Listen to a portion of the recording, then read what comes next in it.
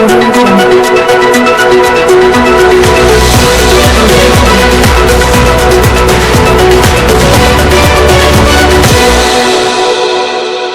question is, Nigerians, whose camp are you as regards the 2023 presidential elections? Are you articulated or batified or even obedient? Let's have this little discussion for the weekend. My name is ADS. Watch this video. Are you batified? Fully. Seriously. Are you batified? I said seriously. You are batified. Seriously, sir. That's right. Are you batified? 100%. Are you batified? Yes, sir. Will you vote for the bat? Yes, sir. 100%. Are you batified? Okay. If it is batification, say I am more than batified. Because Mr. Speaker is the grandfather of batification. The Honorable Baja Amila, that's right, is the grandfather. Is from his head to his toe, to his wings, yes, to his everywhere. Yes, sir. Baja Amila is Batified. yes. So we are all Batified. We are all Batified. Are you not batified? I am fully batified. Seriously. Tell the former governor. Let me even say it. It's more batified. Kete. I was batified total. Seriously batified. Total. Madam, are you batified? Very well, sir. Very good. So That was the former governor of Abia State and the current chief whip in the Senate, Orji Uzor Kalu. The way himself and the others in that video have chosen where to belong, same way Nigerians are making up their minds where to pitch their tent come 2023 presidential election. For the first time in our history, this coming election has presented Nigerians with strong presidential candidates from the three major ethnic groups in Nigeria: the Igbo, the Hausa, and the Yoruba. The three of them are strong contenders for the presidential villa. With this kind of situation in our hands, do you think ethnicity will play a major role in this election? Let's find out. Watch. Sadly, painfully, and unfortunately, religion, tribalism, regionalism will play an epicentral role in the coming elections. That is why it will be a miracle if a president emerges at the first ballot. It is virtually impossible. We may be heading for a second ballot because people are going to vote using these three particular issues, and that's going to mar the ability of any candidate to get the separate required by the Constitution and the requirements of the electoral. That was Mahdi Shehu, a political rights activist. He said that it will be very difficult for a president to emerge by the first ballot. For a president to be declared, the candidate must meet with the constitutional requirement of obtaining 25% of the total vote cast by the states. In a case where no candidate meets with this requirement, there will be a second ballot, which might just be the case of the 2023 presidential election.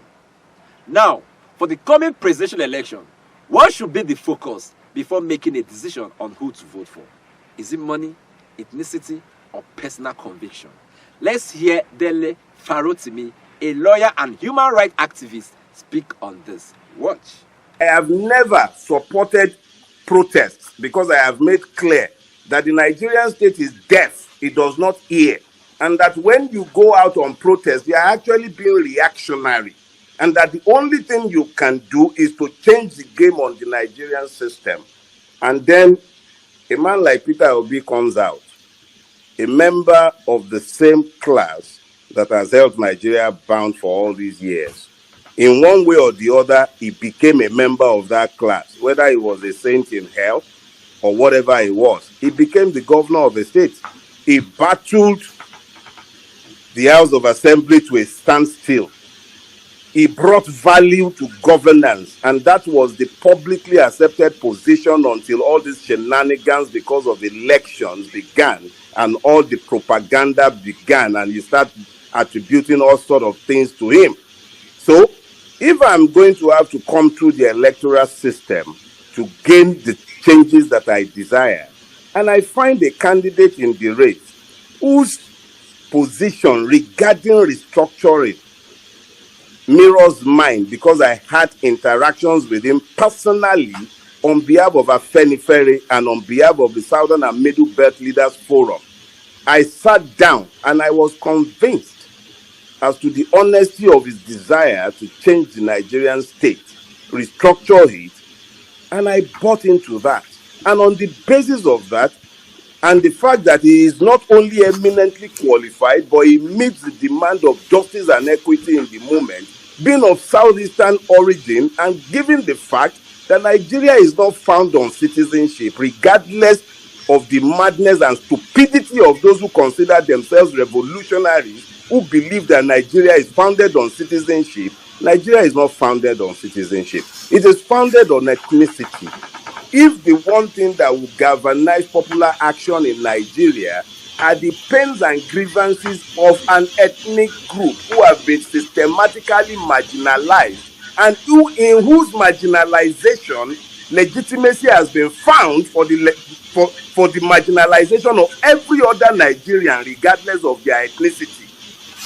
If I find one such Nigerian who has equally made a difference in governance in Nigeria, shame on the idiot who cannot see it and who seek to attack me and think that I have in some ways contradicted my position, because I have not. I am on record. If I was talking in beer parlors, they can challenge my position. I did not speak in beer parlors. I wrote books, and my books stand there in testament of my position. I have never advocated armed resistance. I have never advocated protest on the street.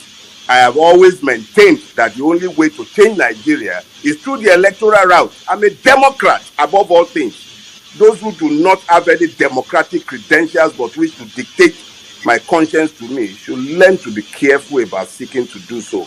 I might be mistaken, but I am a man led by my convictions, not by greed, not by money. Dele Farotimi said in that video that Nigeria was never founded on citizenship. He said Nigeria was founded on ethnicity. So for everyone who thinks power rotation is not preaching one Nigeria, please, you need to think again. For any ethnic group to feel marginalized in the name of one Nigeria, then it's a legitimate concern.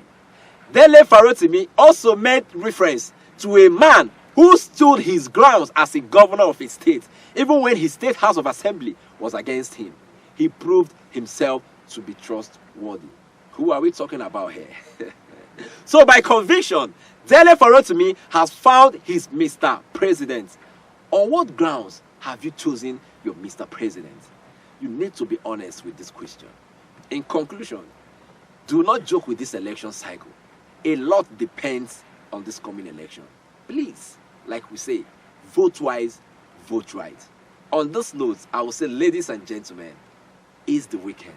Enjoy yourself, and I will see you on Monday. Please subscribe to this news channel.